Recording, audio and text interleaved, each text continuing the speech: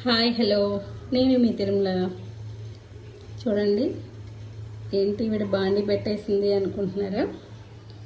ఇవాళ కరివేపాకు కారం చేద్దామని రెడీ చేసేసానండి. కరివేపాకు కారం, మినుములు, కరివేపాకు కారం అన్నమాట.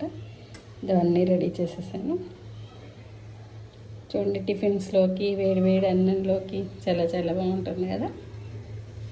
ఇలా నా ప్రాసెస్లో ఒకసారి చేసి చూడండి ఎలా ఉంటుందో. చూసారు కదా, మిక్సీలో తిప్పేశాను, అయిపోయింది. కరివేపాకు కారం రెడీ. చాలా సింపుల్ అండి.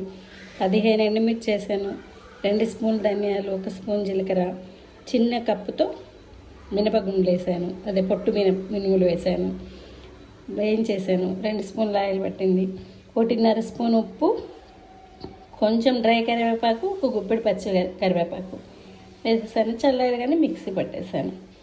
ఎమ్మి కరివేపాకు పొడి రెడీ. ఇందులో హెల్త్ బెనిఫిట్స్ ఎన్ని ఉన్నాయి కదా. చూడండి, ఇవాళ రేపు వెంట్రుకలు రాలిపోవడానికి కరివేపాకు వాడమంటున్నారు. అదే అండి, రాలకుండా ఉండడానికి కరివేపాకు వాడమంటున్నారు. మినుములు చాలా హెల్త్ బెనిఫిట్స్ ఉన్నాయి కదా. ఐరన్ మినుముల్లో ఫుల్. పొట్టుతో పెడితే పిల్లలు తినరు. ఇలా ట్రై చేయండి. అందరూ చేసి ఎలా వచ్చిందో నాకు కామెంట్ చెప్పండి. Thank you very much.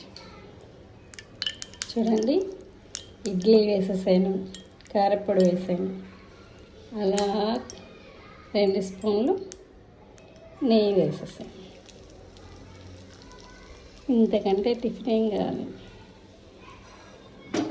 చూసారుగా. Thank you very much.